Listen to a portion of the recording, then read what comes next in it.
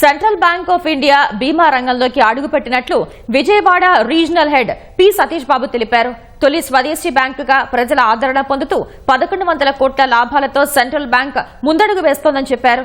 Bank స్థాపకుడు సౌరభ్ పోచానావాలా 144వ జయంతిని పురస్కరించుకుని బ్యాంక్ ప్రాంతీయ కార్యాలయంలో ప్రత్యేక కార్యక్రమాలు నిర్వహించారు.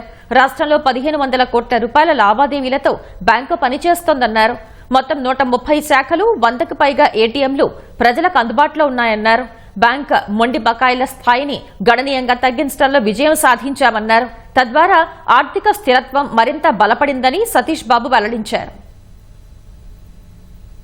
రీసెంట్ గా మేము ఇన్సూరెన్స్ రంగంలోకి షేర్ హోల్డింగ్ ఎంటర్ అయ్యి జనరలీ సెంట్రల్ ఇన్సూరెన్స్ అని మన 30th జూలైన ప్రారంభించబడింది.